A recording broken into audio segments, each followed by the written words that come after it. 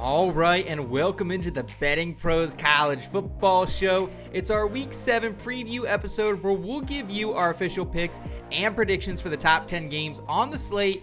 I'm your host, Seth Woolcock, and I'm joined by both your and my friends, including a man who always remains on brand. Yes, it's Terrell Furman Jr. Terrell, how are you this week as Week 7 main slate is now just on the horizon? Terrell, come on, man. Terrell, come on, man. I said Florida money line. How am I catching this first thing when Penn State lost to UCLA? Come on, that's supposed to help me out. Yeah, but Seth ducked and didn't even put Penn State on the card. So, I can't even really get on him about that. It's not my fault Seth was ducking smoke. Maybe you should duck smoke and not throw the Red River Shootout on the card. And then maybe, I wouldn't come on, though. How can we not have the Red River Shootout on the card? I understand. So what we're saying is Penn State is not necessary at all. They're not when they play Northwestern. Or UCLA apparently. Might have a little bet on Penn State coming in the parlay pick. So just hold your horses right there, Terrell. I really don't know if you should be betting Penn State. Not going to be from us. I don't know if that's a great idea here, sir. Hey, it's all or nothing, right? It's all or nothing, baby. That's what we're doing here. We're also back with the one and only Scotty Doesn't Know, Scott Bogman. Bogman, how are you as the upcoming weekend starts to kind of take focus here a little bit? Apparently, the tortilla presser from Chipotle was correct in their story, and it seems like John Mateer might end up playing in this game. I still kind of think it's hand surgery, and this is all smoke and mirrors, but Pete Thamel's reporting it that he is pushing to play in the game, so not feeling great, but it would make the most sense for Texas to kind of be out of it and then go and win this game too. So, that's going to be a weird one, but I'm ready for it. It's rivalry week for me. We got Oklahoma on Saturday, the Browns on Sunday for my Steelers. So going to be a fun weekend. That's for sure. Yeah, absolutely. Looking forward to both those games. And as always, shout out to everyone who's riding with us, whether you're on the Betting Pros YouTube channel or the audio feed. We see you. We appreciate you. The easiest free way to support us, please give this video a thumbs up if you enjoy this type of content. Keep us employed. We really, really appreciate it. I don't think we would make it as just solely professional gamblers, at least myself, I can say that. So, and if you're new, make sure you subscribe to the channel as well so you don't miss any of our college football betting coverage this season. Shout out to our new presenting sponsor, Hard Rock Bet. On Hard Rock Bet, you don't have to wait for NFL Week 6 to kick off to get in on the action. There's always something to bet on. And if you haven't tried your first bet on Hard Rock Bet yet, there's still time for you to get $150 in bonus bets if you win. Just place a $5 bet, and if it hits, you get only not your wager back, but also $150 in bonus bets. If you think baseball is slow, even in the postseason, it's not when you bet on it. The average first inning lasts just 17 minutes, and first inning bets are one of the most popular forms on the entire Hard Rock Bet app. You can bet if there's a run in the first inning or a no-run first inning as well. It's fast, it's fun, and you can also parlay your first inning bets for a bigger, faster possible payout. And since it's Wednesday, you can also get access to the legendary reward drops. Open up the app today, and you could have a bonus bet or who knows what in there. More drops coming for you every single Thursday. And if you love betting, which if you're listening to this, I think you do, then all you have to do is make sure you're checking out the Hard Rock Bet app for promos to make sure that you're staying on top of all the rewards coming your way. These legendary drops on Hard Rock Bet happen every single week. So check out Hard Rock Bet Sportsbook app and make your first deposit today. Let's get to the Saturday noon slate where we've seen no line movement in Columbia with the number 8 Alabama Crimson Tide currently laying 2.5 to 3.5 points against the 14th ranked Missouri Tigers. Bama comes in with starting linebacker Kua Rousseau questionable after missing last week's contest. Mizzou's left tackle Caden Green, he is also questionable for this game. BP projections have this line right around a point, so some slight value on the Tigers. Is that where you're heading here, Bogman?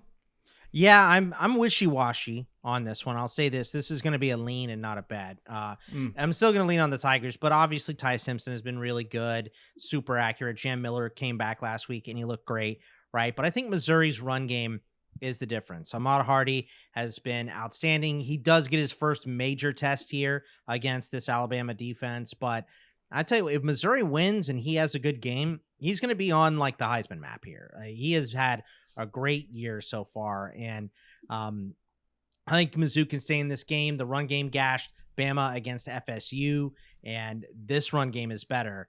The total disgusts me. It should be a run-heavy game if for Missouri in short completions for them to as well. But Bama should run the ball a little bit more because the edge rushers for Missouri have been really good here. But I think this is Missouri their first proper test, right? Kansas, more middle of the pack team, not a true test for them, even though it was a rivalry game in my opinion. So I'm going to lean Missouri in the under, but like I said, this is not my favorite game. Yeah, and Hardy right now out there to win the Doak Walker Award alone, plus 180, so still some value there potentially as well. Justice Haynes plus 230, then Kawan Lacey down at 7-1. So Terrell, any interest maybe in a future play on Hardy here, or are you just going to take that investment and put it on Mizzou or Alabama in this game? No interest in the future play, but I am very confident in fading Alabama after they should not have covered that game last week. I mean, it just... 4th and 2. Yeah. 4th and 2. Anything but a touchdown, and we cover. That's it. And they got some very, very timely turnovers in the red zone that really helped them out. But it's really the run defense for me. And Boggs said it's a test. I don't think it's a test at all. Honestly, Alabama has the 88th rushing per game defense, and I think that that's an angle that they can attack this team. They run on 54% of their plays. They're always running the football, so if they could get that run game going and be able to keep moving that football down the field and just churning on, killing the clock, time of possession, all of that, keep the ball out of that Alabama's offense hands, and then let the defense be able to make spot start plays around here. I think they're going to be right there in this game all the way to the end. I don't think this is Alabama running away, so I'll take the points. Give me the points with Mizzou. I think they'll make it a tight game. If Bama wins, they win a close one. Okay. The spread has shrunk some in Champaign, but the top-ranked Ohio State Buckeyes are still favored by 14.5 points against the 17th-ranked Illinois Fighting Illini. On the injury report, Ohio State has edge Kenyatta Jackson as questionable. Illinois, they just have Xavier Scott, who is their top cornerback. He remains questionable after missing last week as well. And then the BP projections, we have set this line at 11. So leaning towards the Illini here, are you as well, Terrell? Yeah, I am. I like the Illini in this spot. I think it'd be a spot where you sit here, and I'm not really 100% positive that I think Ohio State is this dominating world power that they've been in prior seasons. I think this is a tough road spot for them going up against Brett Bielema and that offensive line. I think the offensive line is going to dictate what happens in this game, because if the offensive line is able to get some push along that front seven of the Ohio State Buckeyes, then the Illini are going to be able to push the ball. I think they are, and I think they'll be able to actually put up their own fair share of points here. I thought the line was a little short, to be honest, at first. And I'm like, oh, wow, but are they kind of telling me something that they don't think that this is going to be a blowout? Is it confirming what I already feel like I know, that Ohio State got the national championship last year? And now, while they are still a lot better than other teams, they're not the hottest thing smoking in college football right now. And I think that we're going to see them look a little bit more down to ordinary going up against this Illinois team. So, yeah, maybe they win, but maybe they don't. I think it's going to be a close game regardless. So, of course, I'm taking points. Give me the Illini plus 14.5. Sprinkle on the money line. Wow. While the Buckeyes haven't been like extremely hot as an entire team, Boggs, Matty P certainly has the boys buzzing on the defensive side. Yeah, I'm fading you on this one, Terrell. We're going to roll with Illinois team total under 16.5 in this game. To me, I've seen it as a plus 105 bet as well. Ohio State plays at the second slowest pace in the FBS, and Illinois is slow too, 96. So the game under I kind of like as well, but I get the Illinois at home here, but Texas is the only team to have more than 234 yards against the Buckeyes so far this year. The Buckeyes went to Washington. People had them picked for an upset, and they couldn't do anything. 6 points. I know Altmaier's experienced, but he has been routinely held under 200 yards passing when facing upper echelon defenses. Between this season and last season, he's under 200 yards against Penn State, Michigan, Oregon, South Carolina, and Indiana. His 300-yard games so far the last 2 years have been against Purdue twice and then USC. Illinois played a close game against Penn State last season, but that was because the defense played well. That was a 21-6 game or 21-7 game for what it was. But the only game of those that I mentioned Illinois scored 17 points in was the bowl game against South Carolina with all that extra time to prep. So for me, I'm going to go Illinois team total under 16.5. And that's going to be on like every card I have. So yeah, I agree, Boggs. It's one of my favorite bets. I did just, you know how I roll with teasing that down a little bit. I went under 17.5 minus 138 as well, just because there was that plus money offering that I don't mind hitting it there too. But last week I did the same thing, right? I also took the alt against Minnesota, and I didn't really need to. So good times continue here, fading the opponent of the Ohio State Buckeyes offense. And Terrell, do you think if Illinois does win, do you think there's any chance they can get over that 17.5, 16.5 total?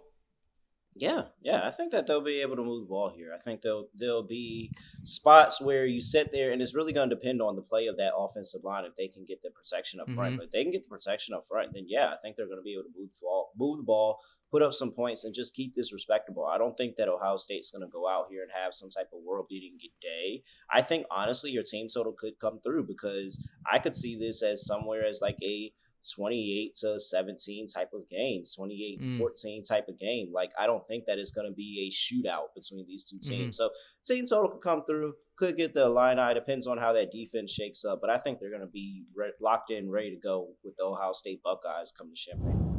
Track these bets and get line alerts straight to your mobile device by downloading the free BettingPros app. And with Sportsbook Sync, you can automatically track your bets across all major books in just one spot. Easily monitor your bet performance by sport and bet type, including game picks, props, and parlays. Create custom betting systems to find winning trends and profitable opportunities. Get a 7-day free trial of BettingPros Premium by downloading the app at bettingpros.com/apps using the promo code JUICE and activating your trial on the upgrade screen.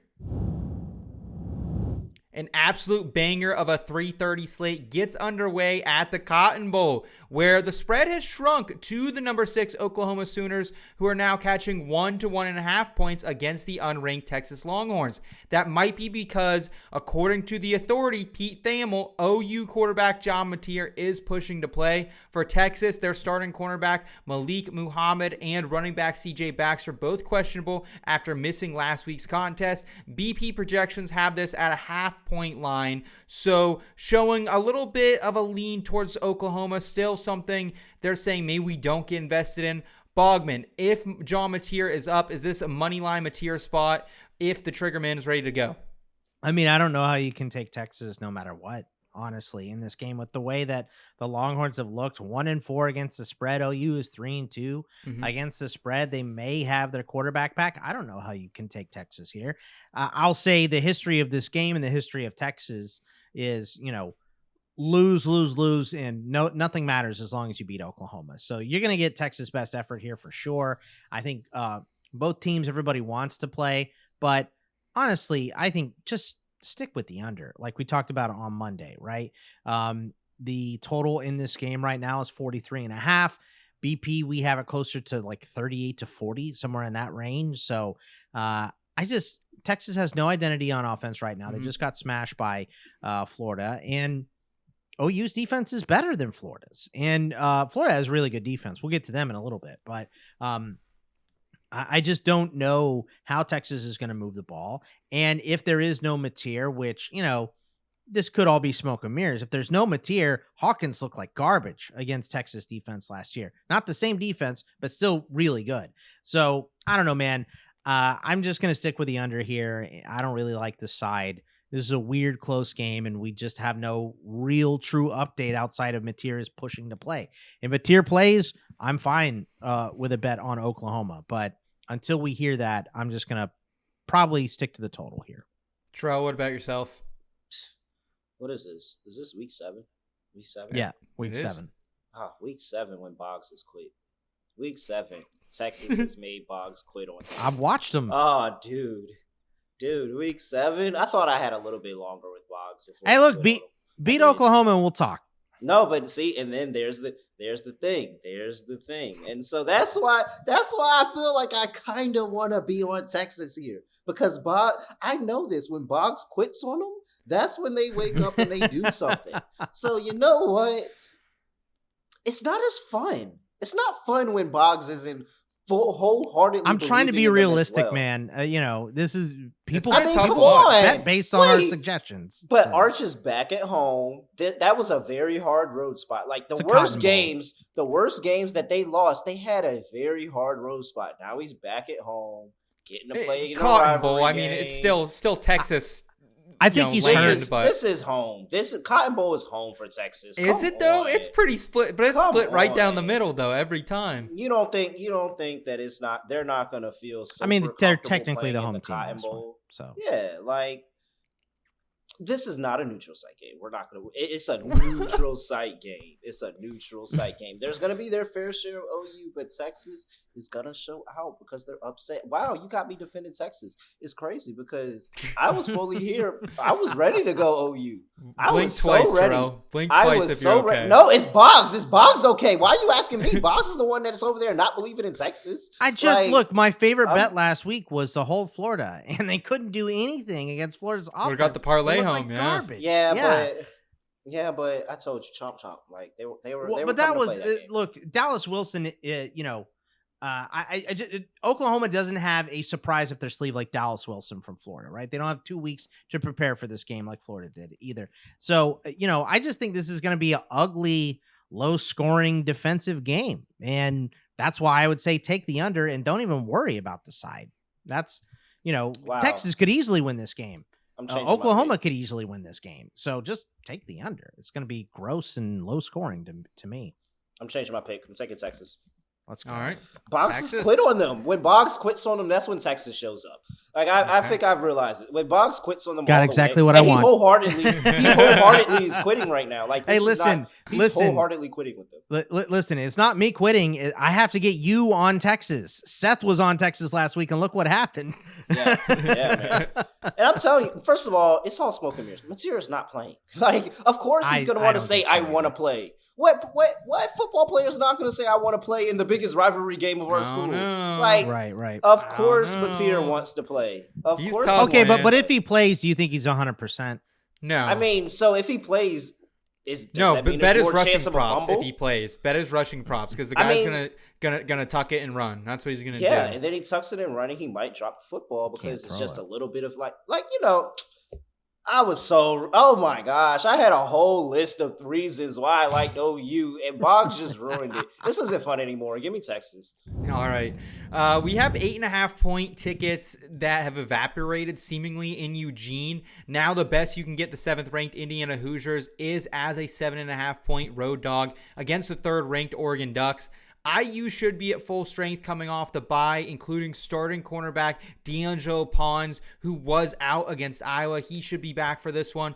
Big news for Oregon this week, Tulane transfer running back Mekhi Hughes. He is redshirted, but wasn't really used a ton in this offense anyways. But we also have tight end and John Mackey, a favorite for Kenyon Sadiq. He is questionable after limping off against Penn State. We're thinking that bye week probably got him right, but no confirmation on that as of yet. BP projections are right in line with the odds makers for this one. So going in blind a bit here, boys. Terrell, do you have a play for this one? Yeah, we've seen this game before. Come on, man. We talked about this game twice last year. Twice. We talked about it when Indiana played Ohio State on the road. And then we talked about it again when they played Notre Dame. And I allowed you to convince me that the Italian-American can get this done. But as of right now, and I'm sorry if this hits a little close to home, but if I take my metaphorical glasses off and I clean them up a little bit, I wish I wore my real glasses for today. That would have made this better. But if I clean them up a little bit and I look at them, do I see James Franklin? Is that James Franklin? Not winning the big game? Is that him? Is that him? Signetti, you better. Signetti. This guy's just a menace. You better. He's a heel. You better chill. You better chill, Signetti. You better do something this game. Better do something this game. I'm taking the Ducks. I'm not falling for this trap again. I let you get me on the Signetti hype train the whole time, and now I know what he is. We take him against the lesser competition, and when you put a top 5 number next to that name, you gotta fade them. All systems go. I think that the OU offense is going to be able to be rolling in this game, and they'll really, really challenge that Indiana defense. That's going to be the biggest challenge that they had. Indiana better hope that all aspects of the game are right: special teams, defense, offense, because that's the same thing that kind of put them in a hole against Ohio State. Really hurt them against Notre Dame as well. So they got to be clicking on all cylinders here. Yeah, going on the road. They're going all the way to the West Coast. I love fading these big travel spots. So I'm going to back the Oregon Ducks laying 7.5. I think they get it done. I think this is easy for them. Well, funny enough, Terrell, my leading candidate for the Penn State coaching job that I'm hoping is vacant by the end of the season is Signetti. So hoping he can come and. I mean, hopefully Spider-Man for you. Are you going from one? So, Bogman, do you have a play for this game? Are you as well on the Ducks? Yeah, I'm on the Ducks. The deeper we get into the week, the more confident I am in them as well. Indiana had issues against the Iowa defense, right? And I think Oregon has been very strong, specifically along the defensive line. They don't grade as well as I thought they did, in pass rush and stuff like that, according to PFF, but still very good defensive line here. I don't want to mess with the total, but I feel like it's doubtful that this turns into a shootout.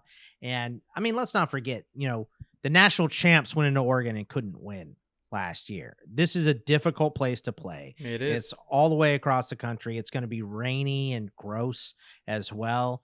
Yeah. I mean, I would prefer 6.5, right? Like just get me under a full touchdown. Not a big fan of that hook. So I'll wait and see if it dips a little bit more, but I don't know. I kind of think Oregon wins this one going away anyway, since they're at home. So give me the Ducks, lay the points.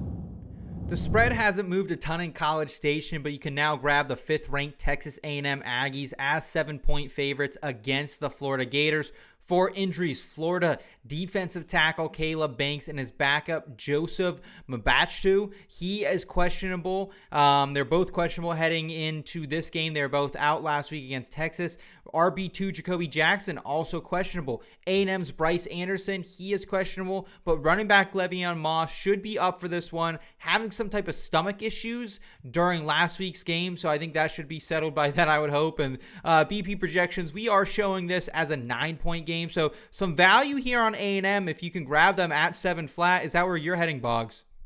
I'm stuck on this one, right? Like I'm stuck on Florida. They look so good against Texas, but they had 2 weeks to prep. They're at home. Dallas Wilson isn't going to sneak up on anyone here. So I do think the Florida defense is real. I'm not sure about the offense here. The Gators held the Canes to their season low in points and under 350 yards. Even the USF loss, they held them to only 18 points before smacking Texas this week defensively. They've looked really good. I also think, as I stated on Monday, I think maybe it's home cooking, or it's the Aggies have figured out whatever their issues were on defense when they played Notre Dame and gave up 40 points, because they've looked great the last 2 weeks in a row. So I'm going to lean. I mean, they held Auburn and Mississippi to a combined 396 yards and 19 points over the last 2 weeks, this Aggies defense at home. So I'm leaning towards the under in this one, but I've been so wrong about Aggie games the last 2 weeks in a row. I've lost money on them. So I'm just going to lean. I'm not going to put any more money towards the Aggies one way or the other, because I've been wrong the last 2 weeks in a row, but I do feel like the under is the strongest lean that I have in this game. Terrell, you've backed the Aggies quite a few times this season. Is that where last you're heading? Week when it hit? Thank you. Appreciate it. Yes, last week, late 14.5. It closed to 17.5. All numbers hit. Didn't matter. All right. Let me tell you about this. First of all, Notre Dame game. It's fine. Notre Dame put up 56 on Purdue, 56 on Arkansas. Like, perfectly fine. Nothing to worry about there. I think this Texas A&M team is legit. They got it. They just have to work through their things over the course of the season, as all college football teams do, but they're getting better and better and better each week. This I mean, this is a perfect spot to get Florida coming to College Station. Mm. They just beat Texas. Not anybody, not just any top team. They beat Texas. Now Texas A&M can say, oh yeah, wait till we play them. We about to smack them. We're going to prove we're that much better than Texas. Do they really know it? No. But it's the mental mind game. That's what you need. This Texas offense is going to absolutely smoke the Florida defense in this game. I think that they're going to come in riding a high off of that game, coming in a little bit slow. I think the Texas A&M defense is going to give Lagway everything he can handle. We might see the turnovers again. This is a road spot. It's a difficult road spot playing in College Station, and we knew this was the hard part of Florida's schedule, having to go and play Texas, having to go and play Texas A&M, having to play LSU in LSU, like having all these games. We knew this was the hard part of their schedule, and now they're at the end of it. Oh, they're going to fall. They're going to cripple. There's no shot they're in this game. No shot. Give me Texas A&M. Lay to 7.5. They get it done. It is a down spot for Florida in this one. Okay. Also out on the West Coast, we haven't seen a ton of line movement. Books are coming to consensus right now, listing the USC Trojans as 2.5-point home favorites against the 15th ranked Michigan Wolverines. Michigan starting a left guard Giovanni El-Hadi and tight end Hogan Hansen. They are probable after missing last week. USC's left tackle Elijah Page also questionable, as are a few of their defenders in the two deep. BP projections have this line right in line with odds makers, actually. So, Boggs, is there a play from you, or is this another stay away spot? No, I like Michigan here. I think the Wolverines defense is legit. They gave up 27 points to Nebraska, but really that was a couple busted plays, 26-yard and 52-yard touchdowns. Outside of those two plays, Nebraska scored 13 points and had 250 yards. They still were sacked 7 times. They were 2 for 13 on third. And against Mateer, they did give up 400 yards, but they did bend but don't break there, only 204 points. And Bryce Underwood looked miserable in that game. I don't think that that Michigan will crush USC. I'm not sure anyone can, but they will slow them down, and I think they're going to make it a long day for Jaden Maeva. Underwood will still have nerves, but he's already had a rough road start against Oklahoma, so hopefully things can start slowing down for him on the offensive side. We said that the regular season isn't important anymore because of the playoff and everything, but this is a playoff game for Michigan. Michigan will be favored against everyone they play outside of Ohio State after this game. Wow. if they don't blow any of those other games, that even if they lose to Ohio State, that's a 10-2 season in the Big Ten. That gets you into the playoff. So USC, this is a big game for USC as well because they have Notre Dame next week. So maybe a little bit of a look ahead towards a bigger rival as well. Give me Michigan. I think Underwood is good enough to move the ball against USC. Ryan Brown threw for 300. Childs had 3 touchdowns and no picks. And even Georgia Southern, they played 3 different quarterbacks in that game, and they had 3 touchdowns and only 1 interception. They only took 3 sacks. I'm not really buying into USC's defense at all. Michigan ran for 290 yards in this game last year. That shouldn't happen again, but I think they are going to be able to run it. So give me the Wolverines on the money line here going out west. Furman, you got a feeling about this one? Yeah, I'm on the other side. Give me USC. Get it done. I mean, we can't keep overlooking this travel. I think this is a tough travel for Michigan here and trying to secure everybody for this game. Underwood, I think when he gets on the road, he becomes a lot less flashy, a lot more ordinary. They have to get more methodical plays down the field rather than trying to just rely on the big shots and the big plays. And I understand the USC defense has always been what it's been, but I don't think that Michigan has the offensive fortitude to be able to get into a shootout with USC at home and win. That's what USC begs for. That's what Lincoln Riley, he made the defense horrible so that he has to score 100 points on offense and showcase his offense. That's literally what Lincoln Riley does for this team. He made the defense Terrell, would you agree to show off the offense more. Would you agree that this game, I don't think that, like, this is either going to be one way or the other wholly? Like, this is either going to be USC stomping or Michigan stomping. I kind of feel like, I feel like it can go either way. I'm just on the Michigan side, but I just feel like, if USC can't move the ball, they can't stop anybody. But if USC can move the ball, Michigan can't keep up. That's why I think it's a blowout one way or the other. Yeah, and I think that USC is going to be able to move the ball here. So I like USC to get this done. This is the game they're looking for. It's the revenge from last year, going on the road, losing to Michigan, in a game that they felt like they were a lot more competitive in than what the scoreboard. They would should have won that entail. game last year. I mean, Michigan had no offense, and all they did was run the ball against USC. Yep. And so I think they learned from that. But I think this is when Lincoln Riley shows, okay, I can showcase an offense that can go toe to toe with the best of the Big Ten and put up a bunch of points. So give me the USC. I like their team total over. I like USC in the game. I think that USC is going to go out there and have a game here at home. I was leaning towards the under 57.5 as we opened up this week, and the BP projections slowly pulled me off that. We're projecting this game to go over by at least 3 points. So I'm off that now, so you can go ahead and bet it if you want. Like that's usually how this works. Is Terrell, you pulled me off the Cincinnati team total last week that hit in the first half, so that's probably another one that I should have bet. So yeah, feel free to bet that one though, folks. Also, if you want a chance to score this signed Nick Chubb Browns helmet for free, courtesy of our friends over at pristineauction.com, all you need to do is head to bettingpros.com/contest, complete the form, and either A, download the free Betting Pros app, B, leave a review for the Betting Pros podcast, or C, subscribe to our social media handles. We're at Betting Pros on X and TikTok, and at Betting Pros NFL on the Instagram. The more actions you complete, the more entries you're going to receive, and we will announce a winner right here on the program, so make sure you ring the bell so you can be alerted when new episodes are up and to claim your prize if you are that lucky winner. The line has moved to above 2 touchdowns in Lubbock, where the 9th-ranked Texas Tech Red Raiders are home favorites against the Kansas Jayhawks.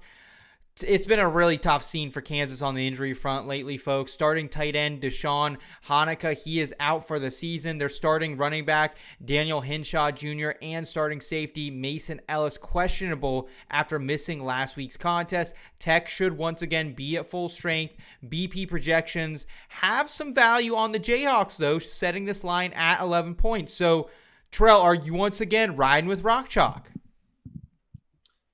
Yeah, it just kind of feels like a little bit too many points, but I understand that this Texas Tech team is really, really They're good. wagging. They got the cover for me. Yeah, they got the cover for me last year. I think they're 5-0 ATS, actually. They are. And so it's really tough, and it's going to be a lot of pressure on the offensive line for Kansas to be able to try to hold that defensive front. That's just lights out when you look at everybody along the line. There's just so much push that it's just really too much to handle, and that's really what set back Utah. But Lance Leopold just finds a way to get his group up, especially when they're gross, ugly underdogs, and just be able to show people that, hey, we can go out here and commit. I went and I bet them 14.5-point dogs on the road against West Virginia, and they've went out there and gotten it done on the money line. Like, I've seen Lance Leopold be able to just take a team that on paper is not nearly as talented and be able to compete when he starts to play the powerhouses on the road. So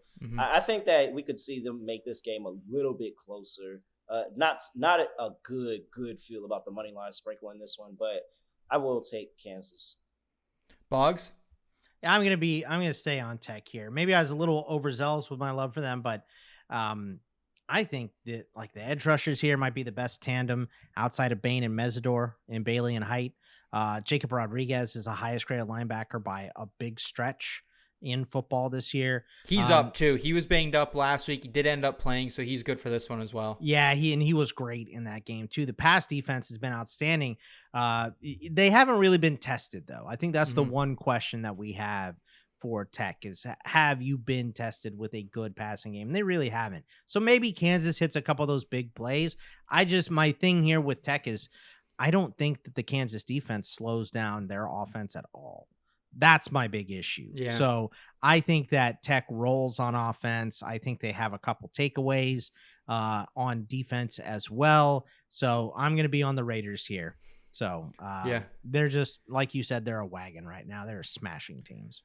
I'll tell you what, it was a good season to invest in Texas Tech Red Raiders offensive pieces in CFF. I have Morton. Yeah. I have Eakin. I just got Caleb Douglas off the waiver wire. I also added Dickey off the waiver wire in week 1. Man. So Yeah, I am loving it, and hopefully some more points here against Kansas would be great. So, the line has shrunk to 3.5 points between the number 10 Georgia Bulldogs and Auburn Tigers. Injuries include Georgia's starting right tackle Ernest Green III questionable after missing the last 2 games. They also lost starting right tackle Monroe Freeling last week, and he's been limited in practice this week. Auburn's wide receiver 3 Horatio Fields, he is out with a broken foot. BP projections are closer to a 4-point line, but not far off from where the books currently have it. So, Boggs, do you have a play here? I originally thought I was just going to drink the juice on the money line for Georgia, but with those offensive linemen shaky, I don't know if I want to do that now. I mean, this game, I think Auburn matches well with Georgia here. They should want to pass the ball in UGA. The pass rush has been terrible. UGA runs at a 56% clip, and the Auburn defense has been good against the run, 17th statistically, 9th in run defense grade.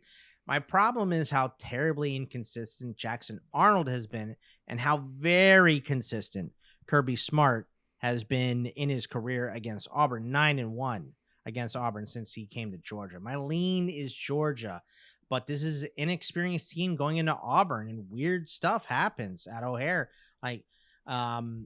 I'm going to stay away from this one. I don't hate a Georgia moneyline bet, but right. I get wanting Auburn in this game. I do think they match up well. I do think this is a bad juju spot for any team. And this is one of the worst Kirby Smart Georgia squads that we have seen in recent history. So I think everything in my gut says take Auburn, but 9-1 for Kirby Smart against the Tigers. I just don't trust Hugh Freeze at all. Terrell, imagine if we actually had a quarterback here that could uncork it against this Georgia defense, thrown to the likes of Singleton and Coleman and everyone they have going on there. But I just don't think Jackson Arnold is that, much of a passer right now to overcome what's been a pretty good rushing defense from Georgia. Yeah, but I mean, he played Oklahoma on the road to a 7-point game. He played Texas A&M to a 6-point game. And I think that the Oklahoma defense is probably, if not very close to being one of the best in the nation. And so I think that they'll pick and choose and they'll have their moments. They're at home in this spot. They haven't played a home game since the 13th of September. So you play they're 2 be games rowdy on the road. Yeah, you play 2 games on the road. You have a bye, and then you haven't played since September 13th. That's a month ago. Literally almost a month ago is when they played their last home game. So I think this is going to be a good spot where we look at this Auburn team and we see something different and we see them look good. You go and you get this Georgia team on the road who looked a little bit questionable and shaky at moments in that game against Tennessee. They got the win in the last moment, but you didn't get the cover. They got the win, but you didn't get the cover. That's the big thing, getting 3.5 here. So give me Auburn Tigers. I think they're going to be in this game, and I think they're going to have something to say going up against Georgia. Both of these defenses playing very similarly, except Auburn is unranked and Georgia is ranked 10th in the nation. So I think it's going to be a lot closer than people think. This is the oldest rivalry in the Deep South, and I think that we're going to see it. Boys, before I go, I just want to go to an SEC game once, being the Northern kid on the show. I want to experience it. This is one of those games that kind of actually, I think there will be a lot of juice from the crowd. Like Terrell said, they haven't been there in a while. The kids have been buzzing. That's a long time to go, pretty much a full 4 weeks and not be home for your student section, especially in an SEC football school like Auburn. I think they'll be ready. And if I don't make it there, Boggs, at least promise you'll take my ashes or something and sit next to you at Kyle Field or something. We'll get you there. I appreciate that. You should go to a real SEC game, super real. Go to Tulane when they were in the SEC. Hey, go to Florida versus Arkansas. Starkville, yeah, Terrell. Florida versus Arkansas, LSU versus Georgia, something like that. Oh no, don't go to Starkville. If I'm flying south, I ain't going to Arkansas. I'll tell you that right now. I ain't making. I'll go to Starkville before I go there. I'm sorry about it, but it's just the truth. Amen. We also have the line still moving in Baton Rouge. Speaking of the SEC, where you can get the number 11 LSU Tigers anywhere from an 8.5 to a 9-point home favorite against the South Carolina Gamecocks. The injury report here for South Carolina includes right tackle Hasten Henry. He is listed as questionable. And LSU, meanwhile, they have the good news that Caden Durham, their running back, will be back. Their right tackle Weston Davis also should be back for this one, both listed as probable. Wide receiver Aaron Anderson, also probable. He should be suiting up for this one. And then left guard Paul Mubenga, he is questionable. BP projections are showing no EV right now, as we're right in line with the books yet again. So Terrell, is this one of your favorite Beamer ball spots? Yeah, I am. I think the offense actually I knew it. better. Yeah, I think it looks better. Like, the offense looks better than where they started. They were playing a lot off of punt return touchdowns and defensive scores, and that's how they were really carrying things. And then they got humbled by Diego Pavia and this Vanderbilt team, and realizing they had holes in the offense. They ended up giving Lenore Sellers a week off to, fix some head injuries. And then he came back, and they've looked solid. They looked solid against Kentucky, which is still a really solid defense. So I think they're going to go and they're going to play LSU to a close game here. I don't have any worry about the South Carolina defense there. They got one of the best defensive players in the nation. I think that they'll be able to give LSU all they can handle. And I don't think LSU is this all-world beating team. Like, they're 11th in the nation, and me personally, if I was ranking the top 25, I probably wouldn't have LSU up that high. In the nation. You guys remember that soundbite? I can't remember who. I can't remember. I can't remember. No, it was someone was getting interviewed by a player, and they said that they didn't think he was the best in the conference. He's like, in the nation. I'll have to look that up. But Boggs, do you have a nation? Yeah, Boggs, do you have a play here for a couple of the better SEC schools in the nation? Yeah, I like the over first quarter, because both these teams are coming off of bye weeks. You get to practice these all week. LSU gets their strongest runner back. They'll be able to run a little bit of play action off of that. Terrell mentioned how much better the South Carolina offense looked like after giving Lenore Sellers a week off, and they have had a couple weeks to script up some drives here. So it's 9.5 for the first quarter. That's a touchdown and a field goal, guys. Like, I think that's fine for the first quarter. I think maybe under for the game with the way both these offenses have been playing and the way both these defenses have been playing. But over 9.5 in the first quarter, when you get 2 weeks to script up a drive, that's I'm taking that. So we're going to go with that first quarter play. Not one that I typically like, but I think it fits the bill here. Travis Ward is who I was thinking of Travis Ward. Just search that, best in the nation. Maybe the editors, maybe you can even bring it up over us or something. That'd be pretty cool, but give us a little best in the nation there. All right, guys, we got one more game to round us out here. The line in Salt Lake City, it has widened, actually, where you can now get Arizona State as 6-point road dogs against a Utah. ASU has just a few defenders in the two deep questionable. Utah, meanwhile, I mean, this injury report looks like a dang CVS receipt right now, boys.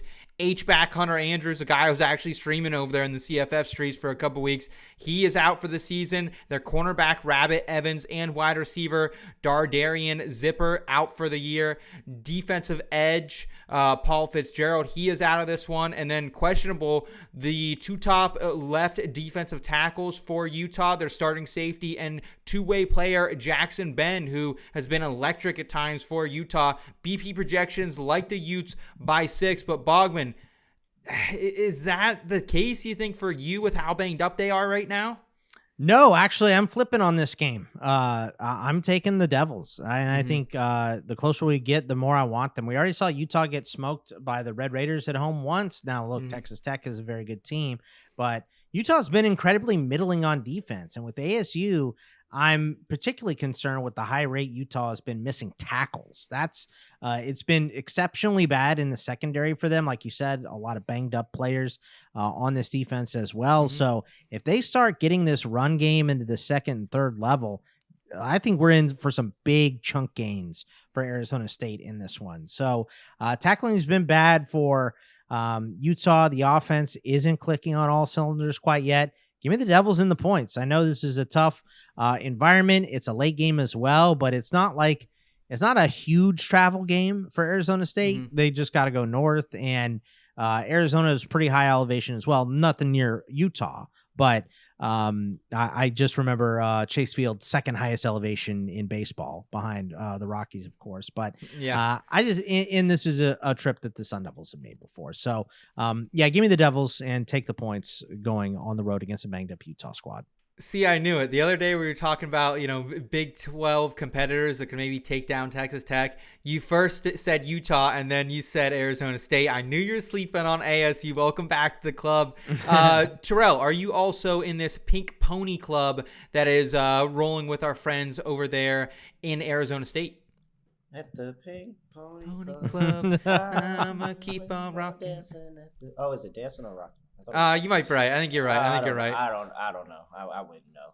That's your ringtone. Just admit it. It's all right. They have. Hey, shout out to the Stud Boys. I do WNBA over there. Fast Break Bets. Check out my stuff. But the Stud Boys love the Pink Pony Club. I never heard the song until I was watching the Stud Boys stream. I didn't even know it was a song. But I don't even know what that is. I don't know even what stream you're referring to. But keep going. I feel like such an old man. Right you gotta get into the WNBA streams, man. It's like a soap opera. It's great. It's amazing. And all right. Back to this. Yeah, they might have made the trip to Utah before, but they've walked out with a number of L's making the trip to Utah. I mean, 55-3 as only a 10-point favorite. 55-3. 1.5-point favorite. 135-21. 15.5-point favorite. 21-3. Like, come on, guys. We see what this is going to be. You don't just walk into Rice Eccles and think that you're going to get away. Texas Tech did. That doesn't happen. They didn't walk in there Texas thinking they were Tech going to win. They thought they were going to go in there and they were going to get a dogfight. And then they realized that the Utah offensive line had no fight in them. But they didn't walk in there thinking that it was going to be easy. No. Nobody walks in there and thinks it's going to be easy. Kenny Dillingham has them shooting a water hose on the football while he's throwing the football. There's no moisture in Arizona. Actually, it has been raining there a bunch this year from what I've been told. But to think that he's going to go, first of all, it's the snap. It's catching. Catching a wet football is the hard part. Throwing, you got it in your hands already. Like, you're good. Catching the football. Why are you not working on the snaps? They're practicing. Why are you not working on the snaps? They're hosing the ball down before all the stuff. Oh, no. I don't think that they're ready. I think they're focusing on the wrong things here. They're not focusing on that Utah defense that is going to get after them. They don't believe in it. They've been running the football, and that's where you're at home. You're at home. You're going to get this big spot. They run the football ASU a lot, and I think that the run game for Utah is going to be very, very locked into this. And then they're going to have to try to figure out a way to stop Utah's run game because Utah is going to come in here. They're going to continue to play their style of football. One loss does not slow them down at all. No. And so with that, I think the Utah Utes have more than enough to get this done. This is also one of those rule games where you got the unranked home favorite going up against a ranked road team here. About a good 68% trend here taking the unranked home favorite here. I trust the Utah Utes to get this done. Kenny Dillingham had their moment last week. This week, it's all Utah. You mean future Penn State coach Kenny Dillingham? Is that who you're referring to? Are you just putting everybody's name and then putting future Penn State coach? I'm just floating it out. If any boosters are listening or anyone in higher authority, I'm just floating out some ideas. That's all. We're workshopping, Terrell. Program? We're workshopping. That's all. Guys, let's get out of here on best bets. For me, I'm going with my G5 game of the week. Give me Louisiana Tech. ATS minus 5.5. That's minus 115 against Kansas State. Tech 5-0 ATS this season, coming off the bye. Been good on the road as well. They just won at Utah Tech. They covered 7-23 against LSU as 36.5-point dogs as well. And the cool thing about Tech is I think it is that they're winning in the turnover margin substantially. Number 2 team in the entire country in turnover margin. 11 interceptions, 2 fumbles grabbed. And Kansas State, they're 114th in the turnover margin. 7 turnovers lost, just 3 gained. Only wins this season for Kansas State while they've been better than last year. Arkansas State, Middle Tennessee, and Merrimack. I think when they face a giant here, and I'm not calling Louisiana Tech a giant, but They're better than most of the teams they've played, and the only other giant they faced was IU. They lost 56-9. So La Tech, they won this game last year 33-0. So I think they get it done as 5.5-point road favorites. So Terrell, where are you going for the best bet of the week? Very close to making Oregon the best bet. Do it. Very close. I was very close. Give me Texas A&M laying 7.5. Oh, gross. Lagway's still on the road here. Tough spot going into College Station. I think that Texas A&M is going to be locked in, ready to go. I think they're legitimately one of the top 5 best teams in the country. And honestly, I don't think they're being priced like it because this probably should be a little bit more. Like Lagway is looking really, really bad on the road here. So big win. Florida has a letdown on the road. Texas A&M, and there's going to be more talk about Napier getting fired. So I like Texas A&M laying 7.5. Maybe Mike Elko to Penn State. Oh, I don't hate that either. We're building a list, You baby. should. We're building a list. Penn State's going to be broke with all the buyout money that Seth has them committed to. Well, it's all right. Jim Knowles already owes the state $10 million for just, thievery this past offseason. God. Go ahead, Boggs. What's your best bet here? Sorry. I'm going to stick to the Illinois team total under 6.5 here. Let's go. I hate Luke Altmaier's track record against really upper echelon defenses. And they may not be as good as they were last year, but they're allowing 5 points per game right now. Ohio State's defense. So yeah, I just think that Illinois is not going to be able to move the ball very well. We saw that against Indiana earlier this year as well. I think they could have gotten blueprinted there a little bit. So yep, give me team total under 16.5 for the Illini this week. All right, and that'll do it for us on this episode of the Betting Pros College Football Show. Still to come later this week and every week right here on the BP YouTube channel and audio feed, Boggs Best Bets, and our parlay picks. Let us know down below in the comments your favorite Week 7 picks and maybe even your head coach candidate list for Penn State. We want to hear from you. And while you're here, make sure you're smashing that like button and subscribing to the channel. For Scott Bogman and Terrell Furman Jr., I'm Seth Woolcock. Take care, y'all.